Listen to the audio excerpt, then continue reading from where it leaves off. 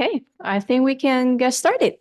So, good afternoon. My name is Duoduo Xu. I'm a assistant professor of sociology at Hong Kong U. So, on behalf of Professor Hui Zheng, I will be the moderator today. So, it is my honor to introduce Professor Bishai. So, Professor David Bishai is a clinical professor in public health and the director of the School of Public Health at Hong Kong U. So before joining us, he has served as a professor at the Johns Hopkins Bloomberg School of Public Health for 27 years and served in Maryland Department of Health as a local health officer in 2020. So Professor Bishai really has a interdisciplinary background. So he received his BA from Harvard in philosophy and physics, his master in public health from UCLA, and his medical doctorate from UC San Diego, and his doctor of philosophy from the Wharton B School at UPenn. So Professor Bishai is a leading health economist. So his research mainly focuses on the performance and financing of global public health activities, primary health care, vaccines, and health disparities. So he's the author of 2 books and more than 260 peer-reviewed scientific publications.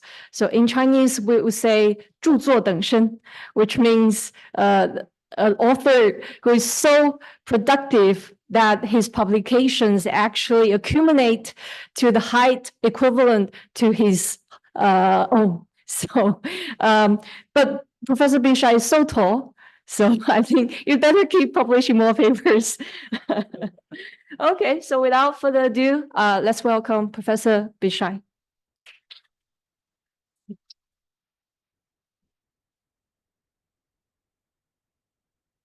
Thank you for having me. Thank you, Duoduo, for that extremely generous introduction. I would take a moment to just say how excited I am to be here at the Department of Social Sciences, many friendly colleagues here. So it's great to be here and to share some of my research with you. You see the title, and you're going to get some good news and bad news. It's not that life expectancy is falling around the world. It's still increasing. But the studies that I've done surprised me because one would think that we would have technical progress that made it easier for a sick country to get healthy and for a healthy country to get healthy. And I'll be showing you some investigations that challenge that optimistic view. I had a brilliant doctoral student who's now an assistant scientist at Johns Hopkins, Dr. Carolina Cardona, helped me with everything I'll be showing you today. I'm actually going to show you the whole talk on this one slide. We are really looking for best practices. When we're looking at rising life expectancy, I'm looking for lessons. There are some sociologists that think they're on the Starship Enterprise, this do not intervene, just observe life forms. In public health, we don't do that. We get off the ship and we try to help what we find. And so when I look at life expectancy, I'm always looking for what works. And so the first question is in that vein of what countries are doing best and have been doing best at increasing their life expectancy. As an economist, I'm committed to seeing that in the context of economic resources and always ask relative to resources, how fast can you improve your population health? And then the second question is the title of the talk, have the rate of change, the velocity of life expectancy growth. How does that look comparing between 1950 over the end of the 21st century? We'll be using data from the Human Mortality and World Prospects, as well as the Institute for Health Metrics. And the methods are not very technical. This is not the frontier of statistical methodology. It's really simple regression and ranking and rating. But even that simple method, I think, will make your head move ahead into the frontier of something I don't think we all realized. So the results will be that not all countries are consistently making progress. They're not all climbing the Preston curve, and that the pace of change is systematically slowing down regardless of your starting point. And I'll explain what I mean, because everybody walks into a talk like this of saying, of course, life expectancy's got to slow down. We can't live forever. I get it. I get it. That's not what I want your questions to be about at the end of this talk. There are other challenges to my work, and I want you to come up with them, but it's not that I'm finding ceiling effects. So we'll go over why I think this is not a ceiling effect problem.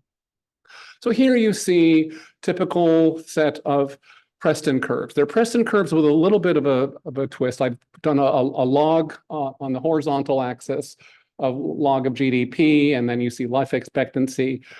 And you see what we all know, that life expectancy has this vertical ascent for countries that are down below 5,000 US dollars GDP per capita. And then after that fast ascent, there's this slowing down. And so you see China in the blue on the left going up till 2010. You'll see I put in the labels are telling you the date, so you get a sense of the timing. Sweden's on the right. I could have picked any other country, but I love Sweden. It does have a very long mortality time series for us to look at. And so what can you start doing with this comparison? Even with a simple comparison, I can start you to go beyond what you think you know about the Preston curve. When you look at one of them, you say, well, I get it, it's a curve. But now when you look at two of them, take your eyes on this bar that's showing you a life expectancy of 55. And at a life expectancy of 55, where China was in about 1965, and at that same life expectancy where Sweden was in the year 1910, you can see that the velocity of ascent of the curve, China is much faster than Sweden, and Sweden is slower. The slope of the curve is much more vertical in China in 1965 and more like a 45-degree line for Sweden in its time where it had a life expectancy at that same 55 cutoff point. So the pace of life expectancy was faster here when they were starting from similar life expectancy points. But I hope you realize that China is doing what it's doing in 1965 with far less resources. China is way poorer in 1965 than Sweden was in 1910. So it's making a very rapid ascent up the Preston curve with far fewer resources. And think why? How could it do that?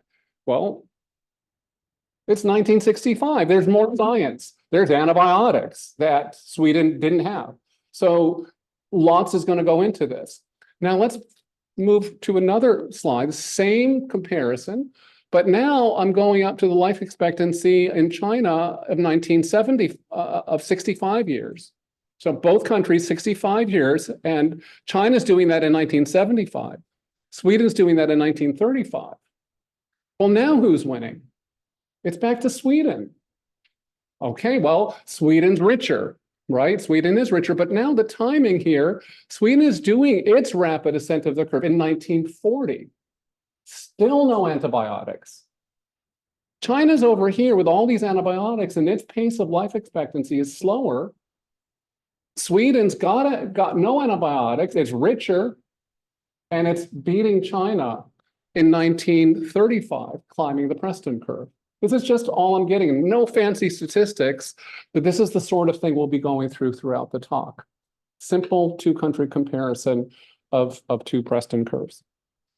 United Kingdom has an interesting one. This is the Wrigley time series that I think a lot of people have seen. Similar, a log GDP time scale, showing that the pace of life expectancy growth changes over time and over place. This life expectancy time series has been foundational for a lot of the literature.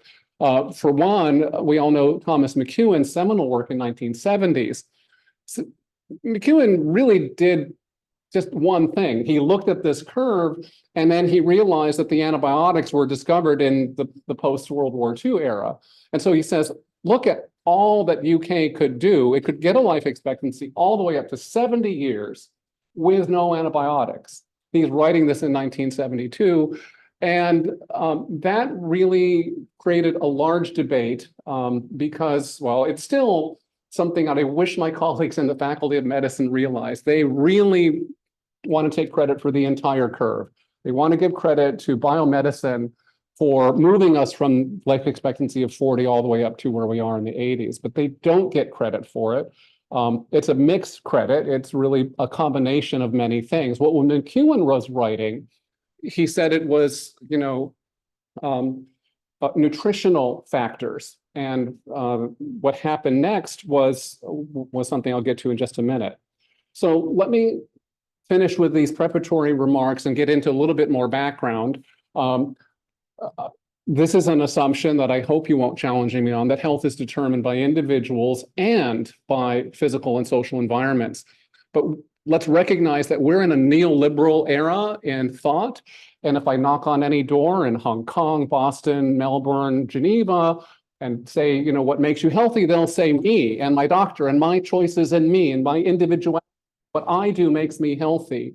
That's certainly an American idea that I get from my patients, that the government has nothing to do with my health is the way an American voter goes to the polls, and many of us do. We just don't realize that it's not like that. It's still not like that, bad. And we wish that COVID woke us up to that. But even during the midst of COVID, Americans were approaching their health and their safety as a personal endeavor that the government didn't have anything to do with. But it is both physical and social and individual. I want to give the caveat that I know that life expectancy is an insufficient indicator of well-being, but it's available back to history. So yes, it's not everything. It doesn't include so much of what we care about that makes life good. So in fact, also to start with, is that life expectancy has increased indeed everywhere. There is no country on earth that is stuck back to where they were 200 years ago. So every country has made some progress. And yet still there is not as much progress in several countries that we'll get to. And the recency of what we've gone through in public health should stun us. 150 years is really not a long time for us to have escaped from what our ancestors had to deal with. What we have and take for granted is something that we don't fully understand. And I think social science can contribute a lot. So motivation for today, there's both an academic curiosity. Why? What accounts for these differences in the pace of growth of life expectancy? From public health, we believe in meliorism. Meliorism, the root word is honey and sweetness, how to make life sweeter using science. And the meliorist looks at science as a way to improve the population health. And finally, a policy debate that has sort of never died down ever since McEwen's paper. I showed you McEwen saying it wasn't antibiotics, it was something else. That McEwen finding drove a lot of economists in the 80s and 90s to say, look, medical care wasn't what did it. McEwen proved it, that what we need to do is improve the quality of life with economic investment. So economic growth first was an interpretation of the Preston curve and of McEwen's realization that medical science wasn't what drove life expectancy into the 70 years of life. And there were Washington economists, Washington, DC economists, that would advise countries around the world not to spend on their health systems, but instead build physical capital, roads and dams and bridges in order to drive the economy, because the economy would lead to the type of resources that they thought McEwen was saying was driving life expectancy growth. Follow that about a decade later with the Commission on Macroeconomics and Health that was led by the Director General, Gro Harlem Brundtland, which really also paralleled developments in macroeconomics called the new macroeconomic theory, neo-soloist theories that found that we do need human capital and physical capital to grow our economy. So that correction came during the 90s and led to Nobel Prizes for Romer and Mankiw and others. So now we know it's both, but where do we put the money in, and what countries are doing this well?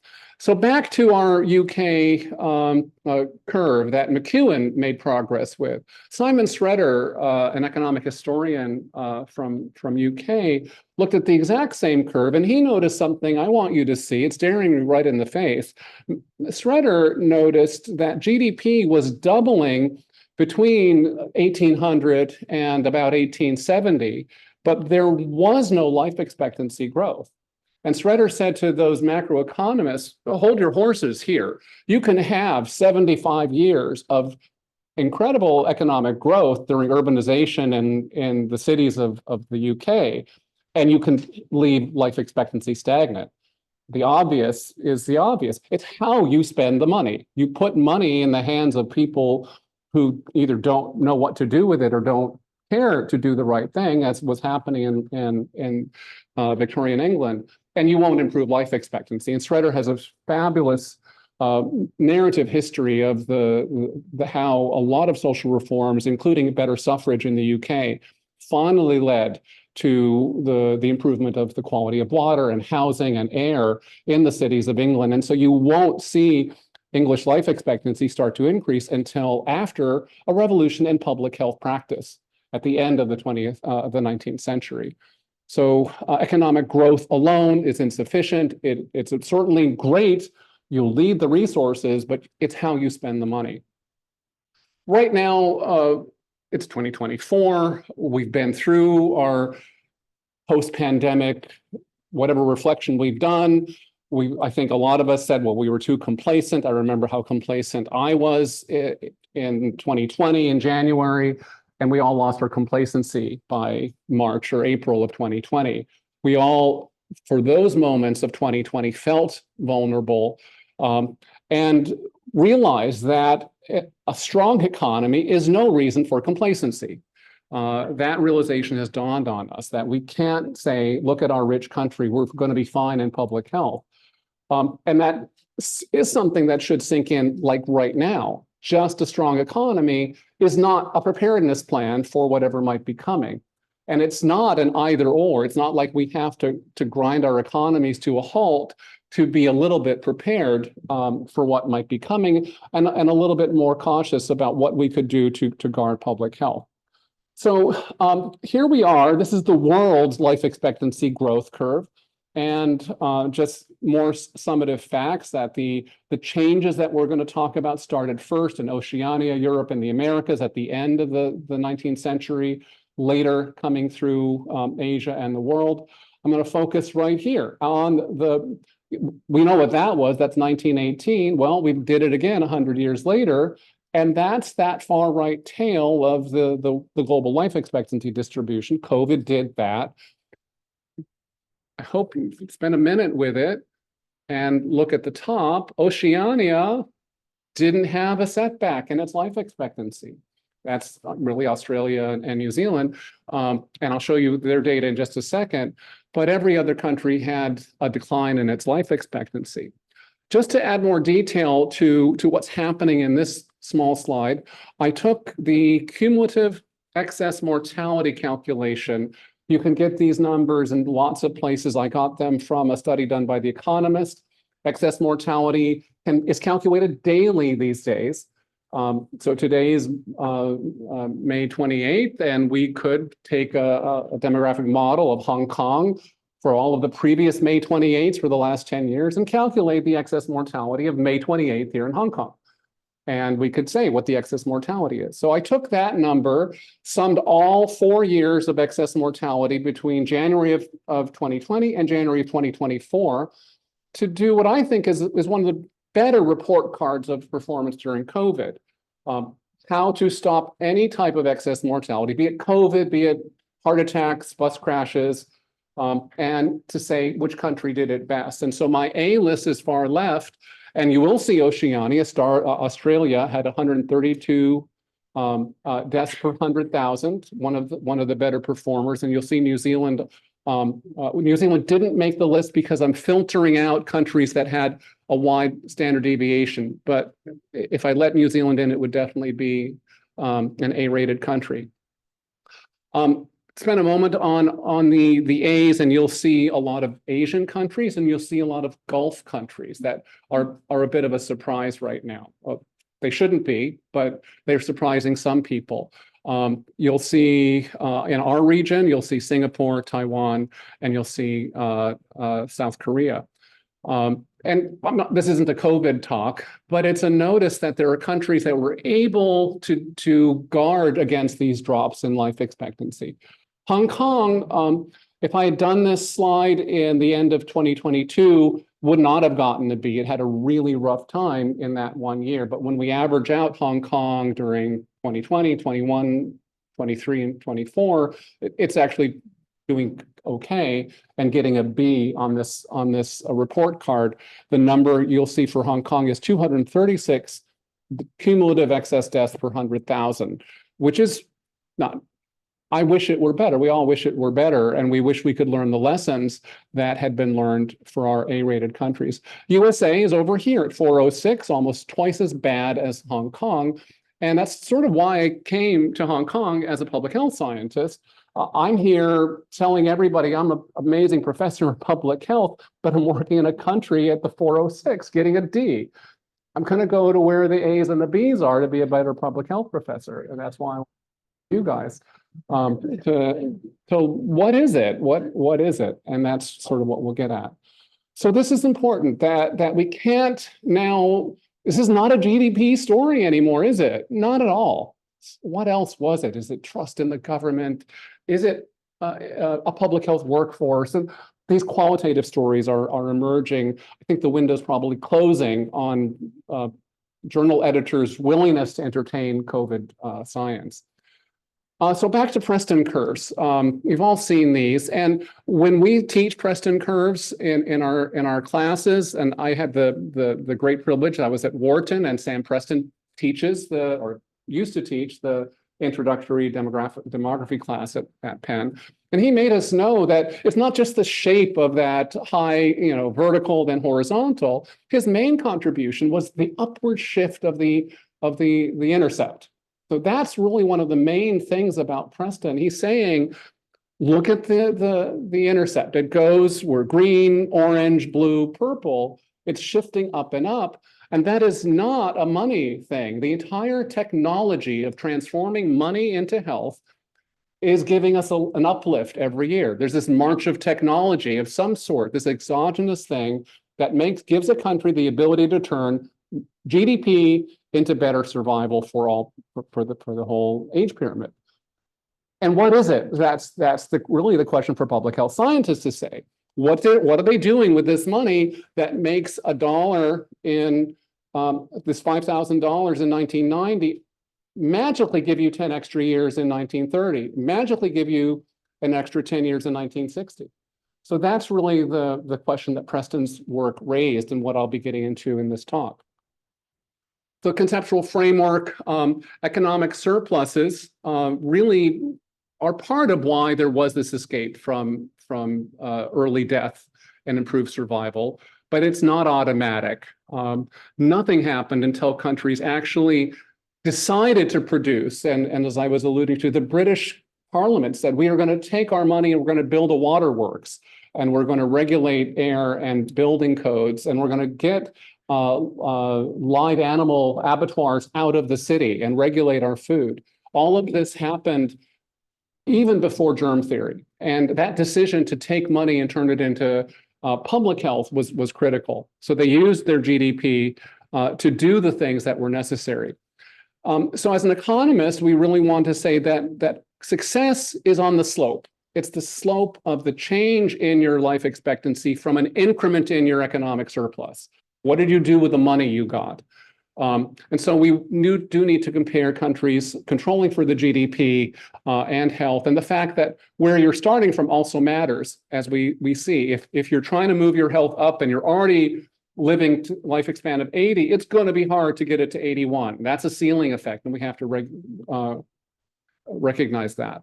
So we're seeing countries as laboratories. And I didn't start this mission. This has been going on in social science for 50 years. Caldwell was what I read in graduate school. John Caldwell, famous demographer from Australia. He did, again, a not very sophisticated study. He ranked countries on their economies and on their infant mortality, and he listed superior performers. His list back in 1986, the state of Kerala in southern India, Sri Lanka, China, Myanmar, Jamaica, India. He's looking at a very Asian list of superior performers. Back in 1986, the Gulf oil-producing countries were not high performers. They had a good economy, but they were not putting their money into improved survival for children at that time. So that was the type of study one continues to do, and we'll keep doing studies like this. Who's doing it well? What are they doing with their money? How are they structuring their health system? The World Health Report in 2000, this is one of the breakout papers of Christopher Murray. He was at the WHO for about 2 to 3 years leading up to this. So he's ranking countries on overall health system performance using his disability adjusted life expectancy. And his list published in 2000 was that the superior countries were Japan, Switzerland, Norway. Worst countries were Sierra Leone, Central Africa, and so on. So when you get a result like this, you immediately say, well, that's just resources, right? Rich countries have better health systems than poor countries. Your eyes glaze over with boredom. There's nothing else to say.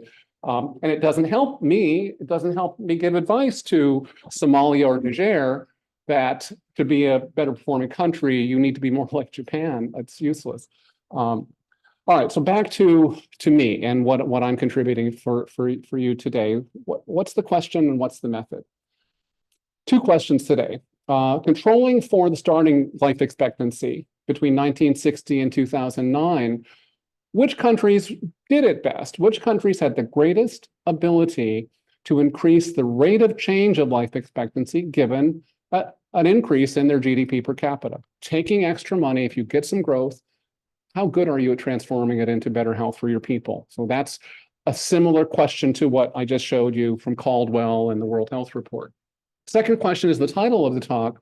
For a given starting life expectancy and a given GDP, has or hasn't technology made the change you're going to get larger? I'll keep coming back to that question. It might take a bit to sink in. We have to do an apples to apples comparison. Same level of sickness, same level of GDP. Now the question is time. Has time made it easier? So if I take all of the people on my left side of the room and all the people on the right side, and I say, you are all the sick countries and you're all the healthiest countries. You guys all have a life expectancy that's below 50, and you guys all have a life expectancy that's above 70. So you're healthy over here, sick over here. And then we sort you by giving you different amounts of money. And now we put half of you in 1950, we put the other half of you in the year 2000. You're all sick, you have relatively different amounts of money, and you're all healthy and relatively different amounts of money. Would being in the year 2000 be an advantage? Of course it would be. It shouldn't. It should be an advantage. Trying to make your country healthy, given a fixed amount of resources from a sick country, you're going to wish you had the year 2000 technology as opposed to 1950 technology. What are all those people doing on Sassoon Road in those labs all day long, trying to invent stuff to make you healthy? If that didn't work, what's going on? So that's how I approached it. I said, the trend should be getting better if we're doing this thought experiment. Sick countries compared to sick countries, controlling for income, time should make it easier to turn money into health. And it's the same with healthy countries. If we compare healthy countries of 1950 to healthy countries of 2000, time should make it easier to get a bump in life expectancy. So that's what's going on in question 2. The approach to question 1 is just tabulations. We're going to take our countries and we're going to classify them into 5 typologies according to the trajectory of life expectancy and GDP between 1960 and 2009, and they're going to rank them by the slope, by their ability to move. Sources are this one period of 1990 to 2009. I went to Institute of Health Metrics. But for 1950 to 1990, the earlier part, I went to the Human Mortality Database, World Population Prospects, and also this was redone on Gapminder. And GDP per capita, starting in 1990, I could go to the World Bank. Prior to 1990, I went to the Madison Project. All right, so this is the typology. I approached this project thinking the world was like a Preston curve. I thought whenever you plot GDP and health on a plot, you're going to get a curve like this blue curve. But that's only one of the things you see. There are actually 4 other things that can happen. you can get economic growth and your health can get worse. You can have an economy that's booming, but they take their money and they just drink too much vodka or something and they get sicker. Russia did that. Soviet Union did that. So yes, you can get economic growth and race to the bottom. The orange one makes sense. You're having this terrible recession for decades and people are starving and they can't get healthcare. The orange one makes sense. This red one happens too. You could actually see decades of this red thing where their economy is going down for 4 or 5 years, but they're still improving their health. That happens, and we'll have to think about why. For the purposes of a study like this, you can also see something I call suspiciously linear, and meaning a probable imputation. Let's be honest, we're talking about 189 countries. We're talking about back to 1950. They don't have complete vital registration in 189 countries all the way back to 1950. You know, when you're looking at historical life expectancies, you are not looking at a demographer's output of studying 1 million death certificates. Of course you're not. You're looking at a model. Those models done by the United Nations, UNICEF, WHO, they are imputations, they're regressions. And so what you call life expectancy in Zimbabwe in 1950 is a model of life expectancy literacy and the life expectancy in a neighboring country. These are models. So I am going to find a fair amount of imputed life expectancy. And for me, if you've imputed your life expectancy out of GDP, it's not data for me. It can't tell me what I want to know because it's the demographer's model. I'm just rediscovering what the demographer did when they made up their estimate about life expectancy.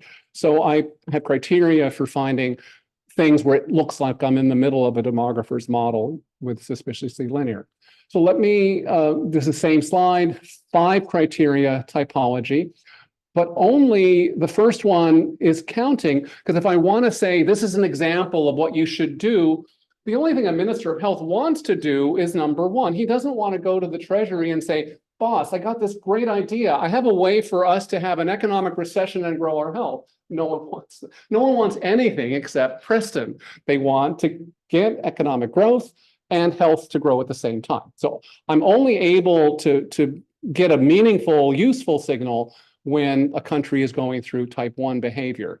And I can't use for information these other 4 things that happen. So I'm computing the change. When I say change in life expectancy, Carolina and I tried several ways to do it. A change over 3 years, a change over 5 years, a change over 10 years. Our appendix is long because we show everybody this is what happens when you take the 3 or 5 year, 10 year, whether you take the 3-year moving average or the 5-year moving average. You know how we try everything out. So today our consensus was to use a 10-year change in life expectancy and a 3-year moving average. So I'm finding good performers based on the moving average of life expectancy and the moving average of GDP. I'm going to try to regress life expectancy on GDP to try to find my best countries. And just giving you the methods now for what we're about to do, like I did in this example of this room, we're going to divide up the population into the sick and the healthy, and we're going to divide them by these strata. The so sick, their life expectancy is less than 51, between 51 and 61, between 61 and 71, and a life expectancy greater than 71. So we've got 4 strata of how sick you are when we look and see whether money and technology is making the country healthy.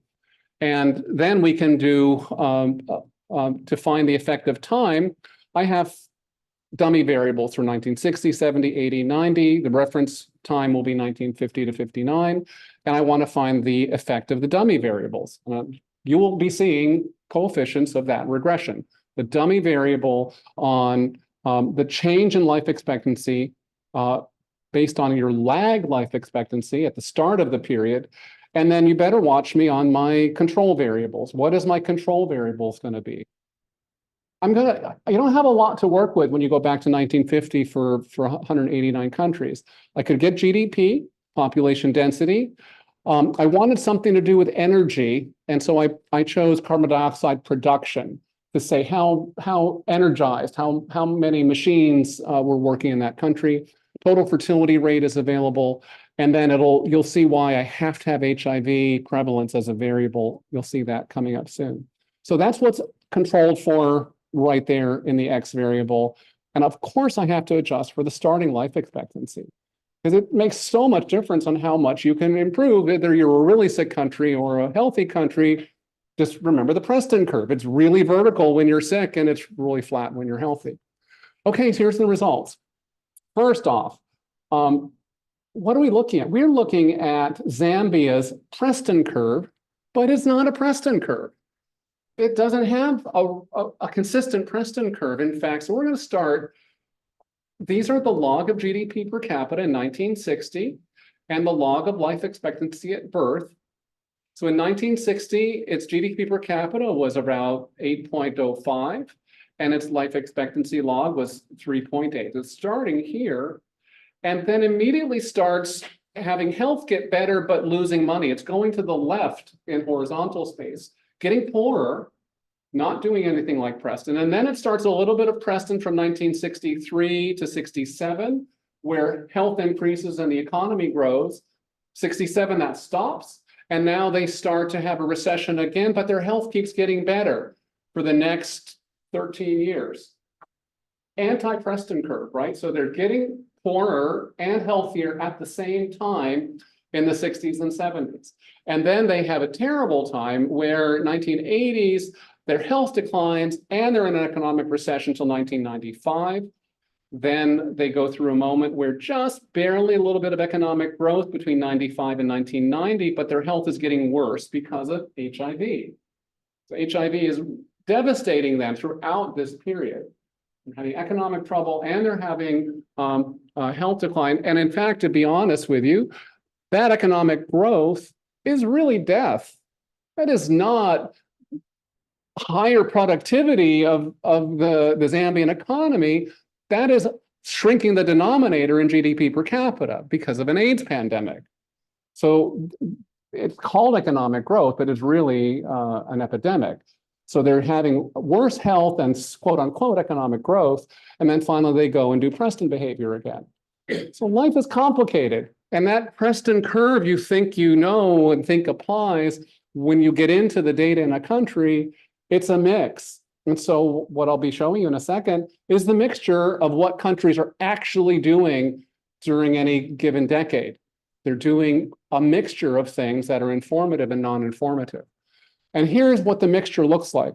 For the sick countries with a life expectancy lower than 51, they spend just about half their time doing Preston-type behavior where their economy is growing and they're getting healthier. Only half the time they're doing that. The rest of the time, they're doing health growth and recession, 20% of the time.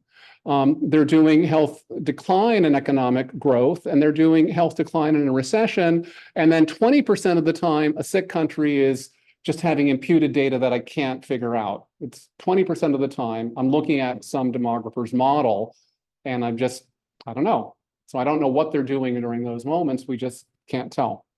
So that's what's happening in poor countries. And then in poor, sick countries. And in healthy countries, they're doing Preston-type behavior 77% of the time, and then the mixture happens up at the top. But even in our healthy countries, 9.7% of the time, it's imputed data and it's suspiciously linear, and you can't make sense out of it. So that's one of the bigger findings that I wanted to share, that you think the Preston curve, you think countries are doing it all the time, and they're not. They're doing many, many things. So at the end of this paper, once we've done our ranking of well, if you were doing Preston behavior, if you're in this red zone, which countries were winning? Which countries were having the fastest ascent of the Preston curve when they were doing Preston-type behavior? And we thought we would find, this major list like Caldwell did, like Christopher Murray did. It's Japan, it's Kerala, it's Sri Lanka, and sort of did, but didn't. These stars show areas where we found a consistent country that seemed to be doing well more than once. And so we found Nepal was doing well more than once. And we found Iran and Bolivia were doing decent more than once. But this wasn't an exercise with an aha. This country has just won the league decade after decade. You win for a decade and then you get a setback and you're no longer an exemplar. So this whole project of we're going to find the best countries, we're going to study them and do what they do has limitations. I am curious about Nepal now, and I've studied Nepal. I have a chapter in one of my books about it. But this is, difficult to say these are consistent winners. One of the things that I can start to point out for you is that these are countries that have a life expectancy less than 51. These are sick countries. These are sick countries in the 1960s.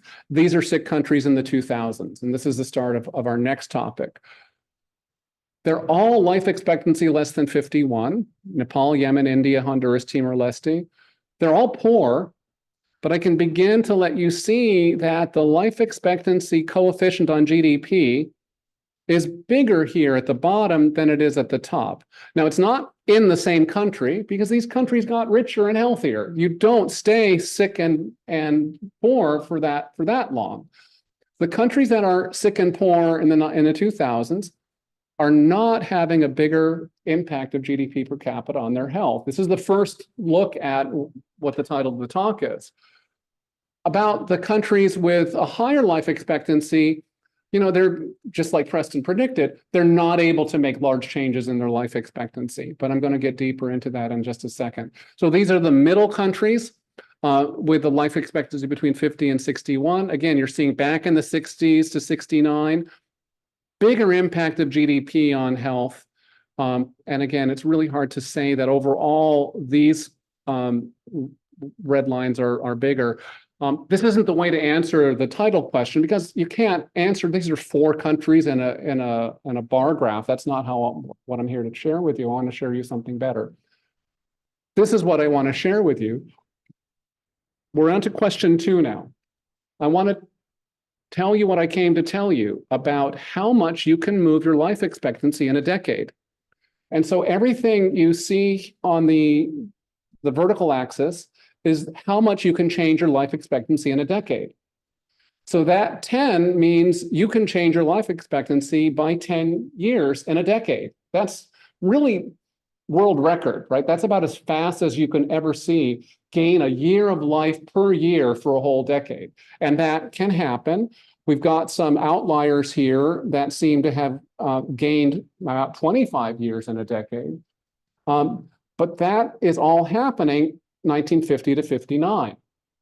The record-setting decadal gain in life expectancy was set right there. And if you believe it, it's an outlier. So I'm not going to ask you to believe an outlier. I'm going to ask you to believe the entire bar.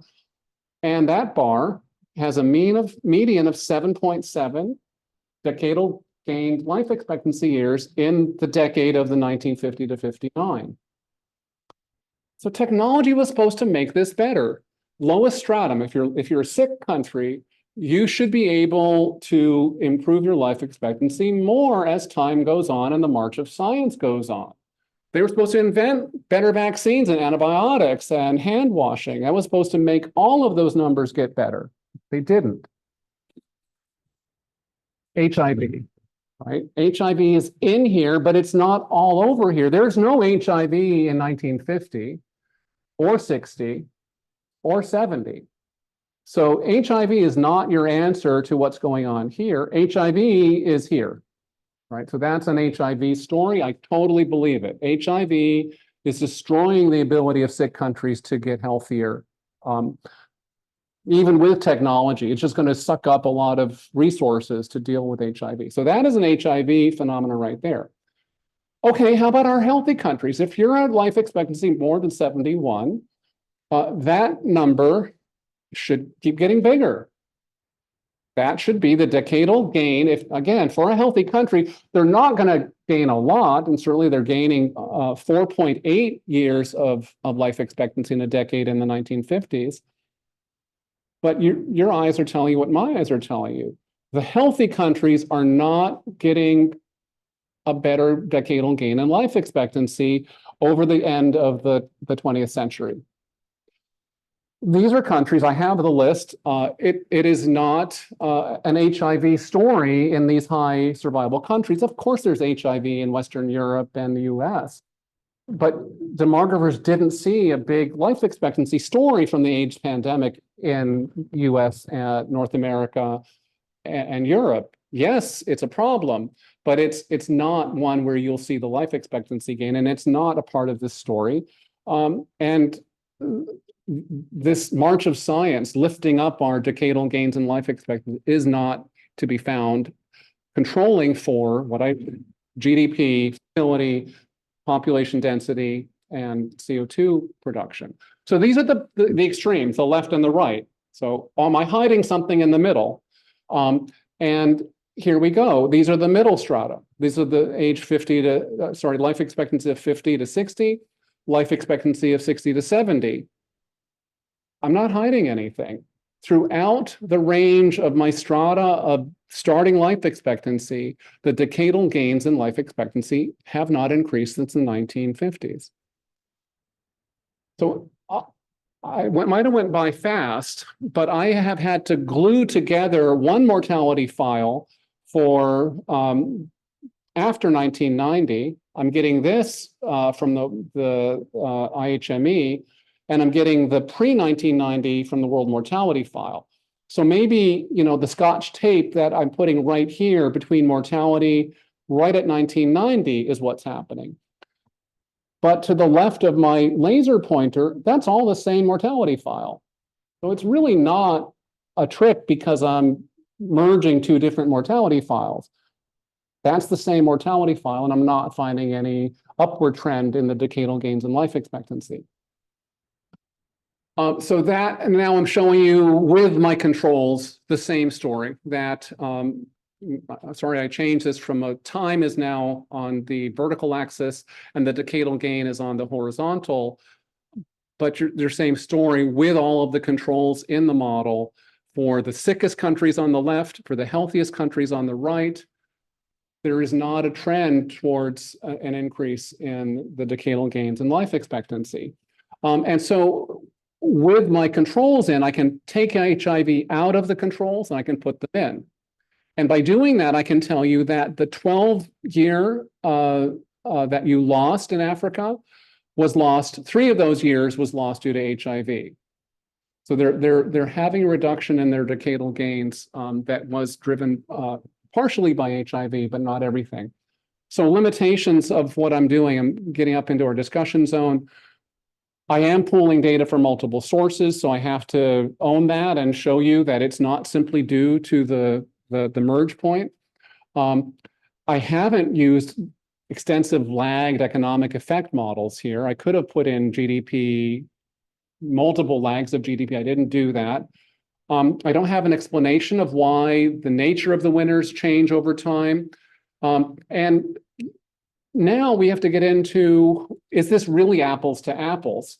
Are these health systems really comparable over time? And is the burden of disease the same? And of course it's not. There's the epidemiological transition between my sick countries and my not sick countries. And the things that you would have done in the 1950s for childhood infections aren't the same as what you would do for NCDs and behavioral pathology. So let's discuss the results, and then we'll probably have some questions and answers. First discussion point was when I was looking for Preston-type behavior all around the world, I didn't find it all the time. I find that the sickest countries are doing Preston behavior 50% of the time, healthy countries 77% of the time. So there's switchbacks and recessions and pandemics in a country's demographic time series. And what I think you saw with Zambia is it spent decades not even trying to climb the Preston curve. Maybe that's too harsh. HIV wasn't its own doing, but they're not doing economic policies and health policies that one would begin to see happening. when we see a Preston curve, we see a production process where we have producers trying to turn the resources into health. And if you're not trying to make something, you're not going to make very much of it. And I suspect that's one of the take-home points. And we found that, curiously, even during a recession, for 10 years, an economy could be falling and health could be getting better. There are delayed effects that continue to improve your health even during a recession. So that's an important finding, and it makes an economist think of a stock variable. A stock will continue to pay off benefits even when the flow isn't there. If you have wealth, you can continue to draw from your wealth and get benefits from it. So there's a reason to talk about something called population health capital, a form of health capital that is inherent in the culture, the social norms, the behaviors, as well as the health system can hold on to things as a stock variable for at least 10 years in my finding. And so investing in this population health capital, we called it what it was, it's a new form of human capital that is a macro, for social scientists, it's a social capital that makes you healthy. I mean, social capital can do many things. And this is not your Coleman type of social capital of who knows who and what do they do. It would be a brand new type of capital, a macro behavioral human capital that makes countries stay healthy for many, many years. Okay, so why am I saying it's not just ceiling effects to explain why decadal gains in life expectancy? Because I tried to do an apples to apples comparison. I kept them away from the ceiling. I was comparing countries that were not at the ceiling. They're at the floor of life expectancy, less than 51, and time didn't help them get any healthier. So the ceiling effect happens because when you're healthy, you can't get that much healthier that fast. So that's true. I'm not telling you the ceiling effect is untrue. It's very true. But what I found about the slowing was not just ceiling effects. There's something else going on. So what are the explanations besides ceiling effects? I've gone over the idea that it's measurement. And to eliminate that as a leading explanation, I tried the analysis with only the IHME data, and I found the same thing. So even though I'm merging and appending two different data sets, I can say with, I saw it's not just because the data sets got glued together. The HIV effect is real. That's part of the story. It's not the whole story, because the life expectancy slows down in times when there was no HIV and in places where there was not much HIV. So HIV is a problem and it's part of the story, but it's not the whole story. This one I think we have to take seriously, that there's a changed mix of countries in the stratum. When I say the set of sick countries in 1950, that is a long list of 40, 50 countries. They're poor, they're in Africa, but they're all countries just emerging from their colonial period, eager for what to get out of their new liberation. And they're trying to make their economies grow and their people healthy. Most of them are in the 1950s. If you're a sick country in the 2000s, what are you? You're Lesotho, you're Zambia, there's Sierra Leone still. So it's a smaller set of African countries, mostly African countries, who for some reason got stuck in poor health. And of course, some of that is HIV, but I don't think they are politically comparable to the larger set of countries back in the 1950s. So a 1950s country with a life expectancy that's low is not really comparable, because it was kind of normal to be a sick country when you were poor and newly liberated from colonial heritage. But it's abnormal to be a sick country. It really is. There's only about 9 countries that are still that sick in the year 2000. So I think they're stuck in a way. Climbing the Preston curve kind of requires either a political choice or a choice by the political elites to want to climb the Preston curve, to take the country's resources and deploy them into clean air, clean water, antibiotics, primary health care. And then your political elites are not plugged into that health system. If they're flying to London or Lisbon whenever they get a cold or a flu, they've checked out of your health system and they don't care anymore. If they can drink bottled water, they don't need to help give their tax money for chlorinated water in the city. So they don't want to pass the taxes for the masses. And that sense of noblesse oblige is something that might be limited in some countries. And it was such a part of the last 150 years of escape from destitution and poor health. The ability to take an economy surplus and turn it into living standards was a social choice. And when your economy is governed by an elite that doesn't care about the masses, you're not going to get that. Finally, is a changed approach to population health. For my public health students, we teach them all, I hope we teach them all, the Frieden curve, Thomas Frieden, 2010. And he says that what we do in public health can be changing social and economic factors. A sense of inclusion, a sense of social participation, economic factors, poverty reduction, having people who look after each other. And you could put social capital here for sure. Next up the ladder, and then these are very high population impact. And these require a lot of individual, neoliberal individual effort. Here, the individual doesn't have to make a daily choice to try to be healthy. They just participate in a country where there are social determinants of health, boosting up all of health. But as we get closer to the top, the individual has to do more. So at the second level, we can change the context to make individuals' decisions healthy. We can tax tobacco. We can eliminate trans fats. We can put chlorine in the water. And so now we could pasteurize milk. So now the default decision is healthy. And you have to be a Californian running off to a goat farm to drink unpasteurized milk. Or in California, they're drinking raw water in California for their immune systems. They will go to a stream in the mountains and find water that hasn't been treated and drink it because they believe in something. It's California. So changing it so that if you're just turning on the tap, you get clean water. And if you just go and buy milk, you're getting pasteurized milk. Long-lasting protective interventions, also known as vaccines, also known as nutritional interventions. And then finally, we get biomedicine. Finally, we get Sassoon Road, all right? Clinical interventions, having great doctors and chemotherapy and CT scanners. A lot of individual effort needed. You have to get out of your house and go to the doctor to get this stuff. And counseling and education actually is not at the top, at the bottom, it's at the top. If you get told to exercise and eat right, you have to do a lot to make that happen. And Frieden says that he doesn't believe that's going to give you a lot of population impact. So simply telling people to behave according to Frieden is not. Why is this here? Because as a public health professor, I know that our health systems are way over here. I know our health budgets are way over here, especially in America. And of course, yes, in Hong Kong too.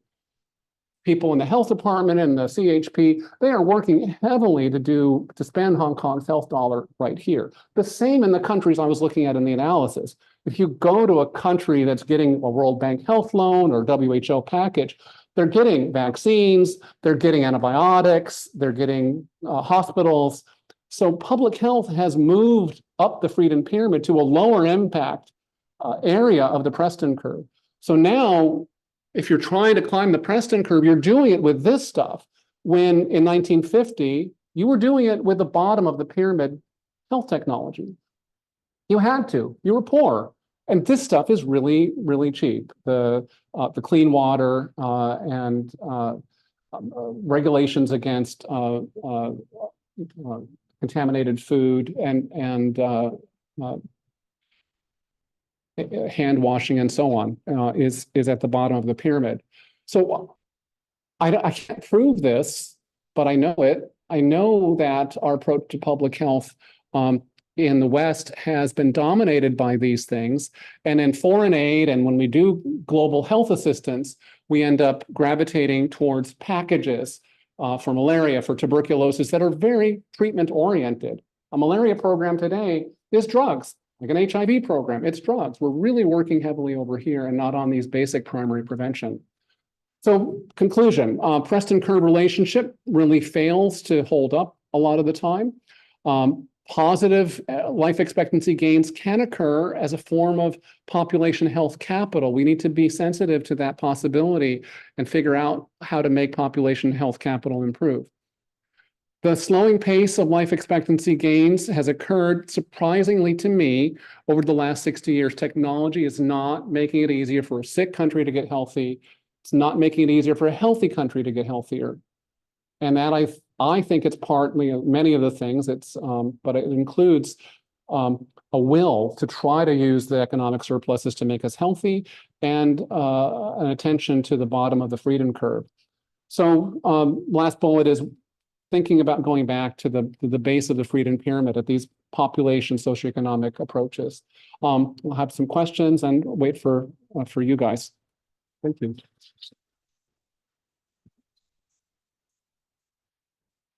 Thank you, Professor Bishan, for the very inspiring talk. So now I have a better understanding about the remarkable similarities between public health scientists and the mobile groups. So we have some time and we can now open the floor for questions. Hi, David. In Hong Kong, our life expectancy has been improving. I mean, for the present curve, I mean, we increase every 1 year. Our life expectancy increased by 2 months. So it actually, we have one of the longest life expectancy in the world. But as you know, when we calculate the life expectancy, the most important thing is the infant mortality rate, right? I mean, if you have a very low infant mortality rate, it makes a huge impact, I think, to your life expectancy. Now, in Hong Kong, what we have seen is leveling up, because in the 60s and 70s, we have improved our maternal care. So I think our infant mortality rate has dropped down from 9 per thousand. Now it's goes to 1 or 2. So it's much better than US, much better than. So I would thought that sort of situation, it might not necessarily, well, it is somehow linked to the economic development, because I think the people start to, our medical healthcare is better now. But once you go into a certain level, you cannot go further down. You know, that's how much you can maintain your infant mortality rate. So I'm just thought, when we're looking at the whole thing, because if the emphasis is on the other end, I think when you talk about the medical care and all those things, the impact on the life expectancy is quite small. I mean, that's what we observe in Hong Kong now. So we have improved on our infant mortality rate, we have improved on our occupational safety and all those things for the younger age. But then for the older age now, even we have so much improvement. I mean, our life expectancy, I think, so now it has been coming down a bit, saturated now. I think that is some of the observation I think we have in Hong Kong. So I'm not sure how this observation, I think, can related to some of your observation or your findings. Thanks, Paul. So this is not Hong Kong. This is China. And just about the facts about life expectancy, when we learn that it's really sensitive to childhood mortality, that is true, but it's true for younger populations with a large age pyramid. The way we calculate a life table, we calculated, it's really a weighted average of age-specific mortalities, where the weights are the size of that simulated population. So the weights in China in 2010 wouldn't overweight children the way they would have overweighted in 1980. The weights are the synthetic population. So every life table includes a synthetic population that emerges out of those age-specific mortalities. So the Hong Kong life expectancy is not weighted heavily by the infant mortality and childhood mortality. It's weighted by the number of children proportionate to its own age pyramid. And if your age pyramid has a bulge in the elderly, it'll weight the elderly mortalities. So Hong Kong's increased life expectancy can still increase. And, you know, I want to show this to the National Health Commission, because Sweden, you can't be in China and say, well, we're done. Look at us. We're peaked. It's flat. It's going to stay flat forever. Sweden didn't do that. And you can find country after country that is doing better at this long period. Not a lot of them, but it is possible to escape ceiling effects. It is. It takes both countries now, Sweden now and China now, are no longer the easy wins of vaccines and hand are over. But our frontier here in Hong Kong, dominated by insufficient screening. We are not done screening for cancer. Cancer is our #1 cause of death. And the colonoscopy rates are in the mid-50s, and cervical cancer screening in the mid-50s. There's plenty to do on cancer. And we're not done even understanding why we have so much excess female lung cancer in Hong Kong. Lung cancer, although the cancer is the #1 cause of death in Hong Kong, lung cancer is the #1 cause of cancer in Hong Kong. But insanely, in Hong Kong, women have half of the rate of lung cancer as men in Hong Kong. That is not tobacco, is it? You know that women in Hong Kong barely smoke. It's 1 to 2% in women and 20% and more in men. So there's plenty to do in Hong Kong. And I think all countries get caught into the ceiling effects myth, and you shouldn't. You shouldn't say we're done. But there's a political reason, isn't there? There's a political reason to say, well, we're doing the best we can, because that serves the powerful, the doctors who say, don't change the health system. Let's keep doing what we're doing. Thanks for the money, hospital authority, and so on. So thanks for observing that. I like to bring these observations to Hong Kong.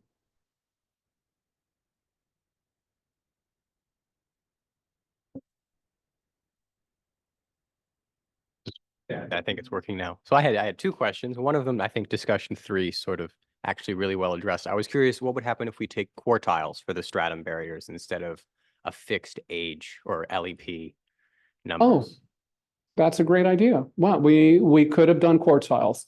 I'd have to, would it have changed this? I don't know. I won't know until I try. Okay. I got a lot of my grad students here, my RAs here, hello, Roro. So maybe we can try. The data is everywhere. It's not that hard to do. So let's try quartiles. Good idea. Okay, my other question is, what do you about things like smallpox for the influence, decreasing influence post the 50s and 60s, right? Eliminating large infectious diseases probably had an outsized impact. Excellent, excellent observation. So this is what's in McEwen's book. So when McEwen's looking at this, he has a whole chapter about smallpox. And if you're going to see smallpox, the smallpox vaccine era is right down here, and it could have been part of this. And so McEwen say, sure, part of it was smallpox. It's possible to actually do that demographic decomposition and say how much of that was due to the immunization for smallpox. You can decompose these gains. He was content on the easy one. It wasn't antibiotics. That's easy because there weren't any. But you'll see other people go back to say which vaccine did what back in this era. I know that you got your smallpox vaccine in around the 1910s, and you got your DPT, pertussis, was a bit of a deal here. They were not major killers in the UK. They were, but not like what you're seeing in low-income countries. Measles vaccine comes around in 1960s. Again, not a major cause of death in England back then. When you decompose this stuff, tuberculosis pops right out. It's causing close to half the deaths. And no tuberculosis treatment during this part of the 19th century. So you can conquer tuberculosis without stop TB. The WHO is all about the drugs. You go to Geneva now and talk about TB, it's all drug. And they themselves had their grandparents saved with not drugs, housing and crowding, and childhood nutrition, of course, simply getting children better nutrition, air quality. This was the escape from tuberculosis that you're seeing on this curve. Edward. I'm actually thinking of like No. I'm actually thinking of like urbanization rate because of the Industrial Revolution. Because the McEwen graph actually looks like the productivity curve from the traditional Sobel model. As I think, because y equals to AKT now AKL. So I'm actually thinking of like, would like urbanization like perpetuate migration as per the WIS model? And because of the traditional knowledge that like rural to urban migration causes crowding and less sanitation, so that's why that it can help to explain why there's not like a increase in life expectancy at birth during the 18th. Yeah, this part here, I think Edward's pointing out that this is a migration era. You know, if you just English history, the old laws that tied English peasants to their lord's manor were liberalized, allowing lots of mass migration to come in and overwhelm the cities of England. So they didn't have any urban planning. Cities were growing far too fast, and that's part of it. But you can't say GDP will always fix everything. And the other part that, Edward, I think you raised was that this looks like a production curve to an economist. So if an economist is looking for a production process, and that's the idea that played into the World Bank's idea that this is the money that feeds life expectancy. But a talk like mine is a countervailing to that. Yes, you need the money to get your life expectancy up, but it's not automatic. And the other follow-up question is like, why Kerala in particular? How might you compare somewhere like Japan and Kerala? So read the Caldwell paper. I will give you the short version of the Caldwell paper. He looks at those countries, and back in 1982, you could look at those countries and carefully, you see the list, right? You would have to be very careful in how you said something about that list of countries. And Caldwell said low rates of female autonomy. That was as far as he ventured. And he didn't want to say something about religion or anything, but low rates of female autonomy.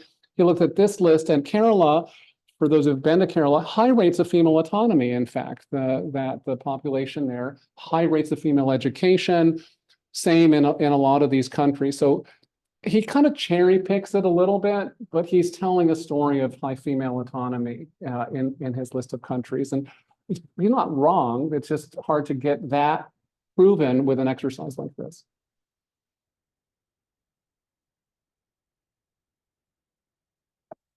I wonder if the high basic mode, earlier you have rapid gains and then they slow down. I wonder if you could divide it by external, internal causes of death. So external are infections, food, things like that, and internal start to be behavioral. So, for example, shortage of food used to cause most deaths, and now more deaths are due to too much food, right? We're overeating. So that's just an example of this kind of transition over infection, starvation to autoimmune diseases instead of infection, or obesity instead of starvation. So a decomposition where you would look at your causes of death by how much the individual can control them. Is that about it? I like that. How much control does an individual have? And then this is really solid social science, because even though you think you can control it, you can be nudged into doing it. And one of the studies in public health that I really love is, if we've seen this in large data sets where we really saturate a community. If a runner moves onto my street in America, my cardiovascular risk goes down. The mediation was supposed to be because I run because of peer effects, but they didn't control for that. But simply having peers adopt healthy lifestyles in my proximity makes my mortality go down. So controlled for my lipids and my blood pressure and all of me, and then they put on my neighbors. So peer effects, contagious behaviors, are something that we have yet to really embrace in public health practice and in risk communication. We're still too stuck in the very silly, I'm going to browbeat you into eating your vegetables and exercising, when if you could do a community type intervention, creating walkable neighborhoods, discounts at gyms, And, you know, where we are today, my two RAs are here in the front row. We're doing asset genealogy here in Hong Kong. They've been meeting with people at the district councils and with the NGOs that serve the districts of Hong Kong to look for assets, and they might look like a sports club or a school principal with sports promotion in their elementary school. We can find these assets promoting healthy lifestyles and write them on a list. We can go back to the district councils and to the health committees at the district councils and say, look at what you've got in your district. You have these peer effect generating assets, and you have a morbidity. You have this much childhood obesity, you have this much mental health.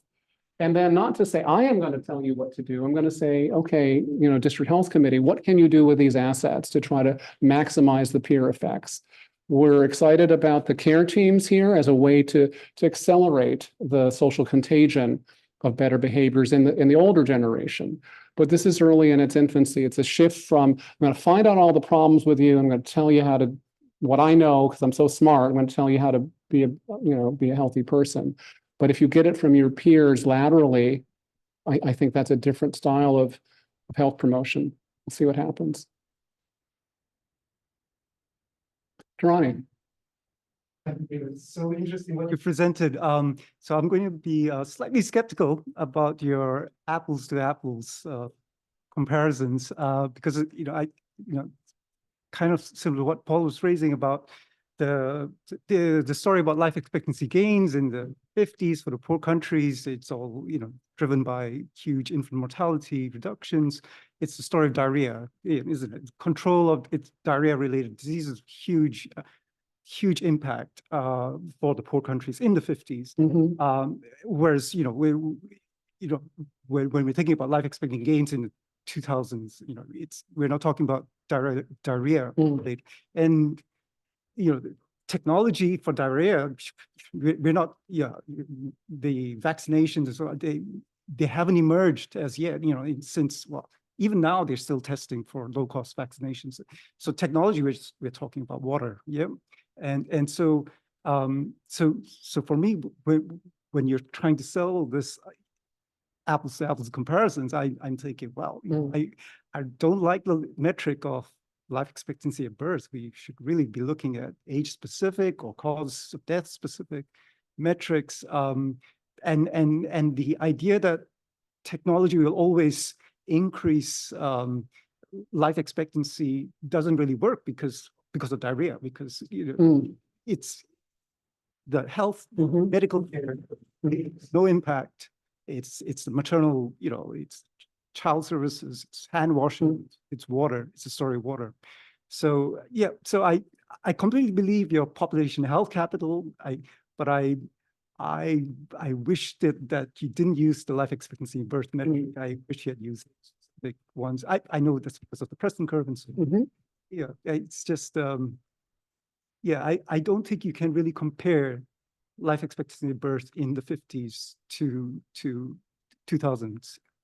Okay, I'm glad you mentioned that, and I would agree that, and I'm conceding that the only thing that's apples to apples is the life expectancy. That's the only thing, and you're right, that might not be enough. So I'm saying life expectancy less than 51 is this thing that all of these countries have together. So you would like it better if I had diarrhea mortality rate for children under 5. That you'd feel would be better. There was a major diarrhea innovation in the mid-70s called oral rehydration, which was supposed to be a game changer. And that derailed a consensus by the world's countries in Alma-Ata. So 1978, all the countries get together in Alma-Ata, Kazakhstan, and they say, we've got to invest in base of the pyramid, social determinants of health, and have the communities take power in 1970. 1979, the Ford Foundation says, no, we are going to fund you to do this package of vaccinations and oral rehydration salt. So if oral rehydration was so magical, it would have been drowned out by AIDS, and I wouldn't see it with life expectancy, would I? I've got an HIV problem here for sure. This is what's not apples to apples is Lesotho today is dragged down by HIV, and it's just a very expensive way to drag your life expectancy back up. You're right. So I got my team here and we could go back and try to find a much more comparable piece of the mortality burden, let's say child mortality.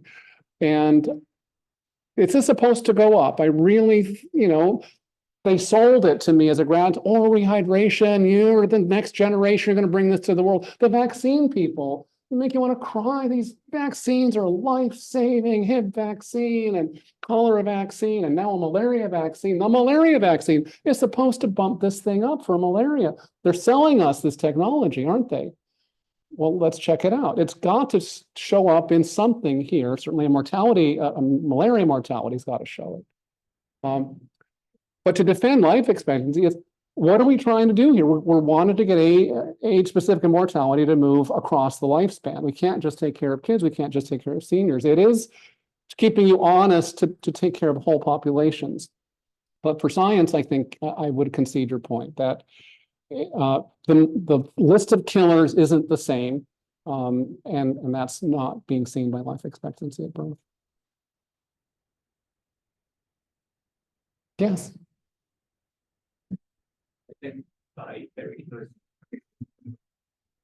Presentation. So I just want to, ask your control variable. So do you have the education in your variable for the controlling factor? So I just want that, the health is very related to education. Yeah. Yeah, no, I didn't put it in because I can't get it way back here for 189 countries. And all I can here's my weak defense of myself is that GDP per capita and education are highly correlated. And when we try to make this human development index by adding literacy and infant mortality to the GDP, it turned out to rank the countries the same as the GDP. So yeah, education, it's a wished for variable. It is interesting in and of itself to see what education would do here. I didn't have it, and if anything, if I had it, it would have been stunting out some of this. It should have been controlling away some of this decline, because it would have made it the life expectancy decline would have been stopped by it. But it's a great point.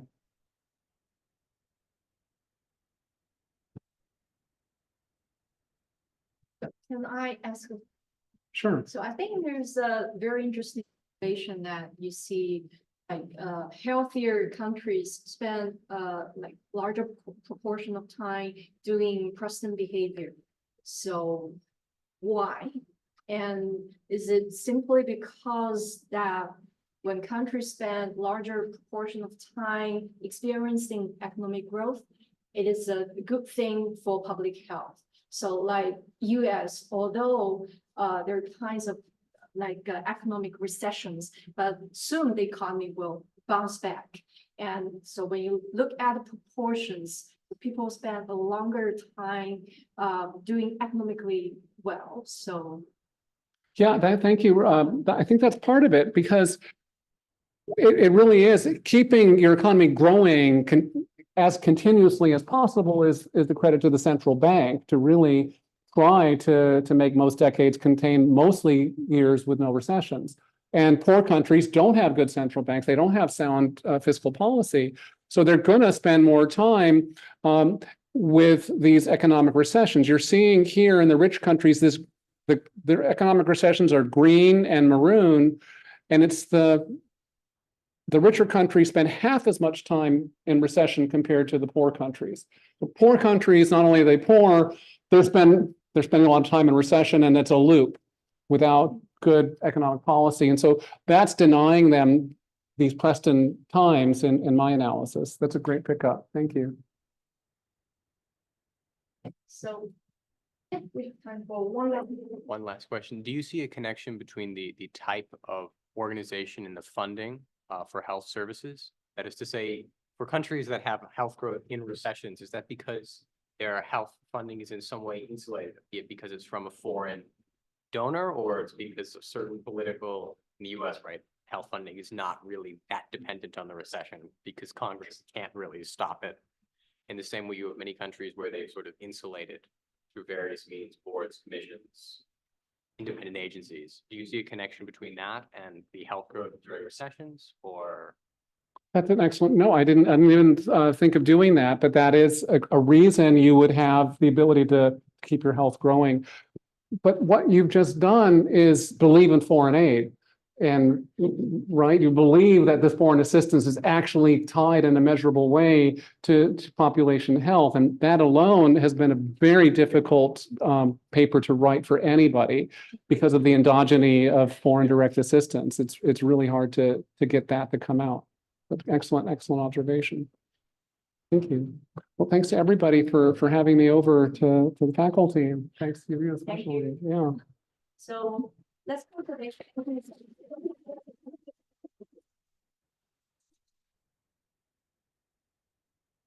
I really like the slide.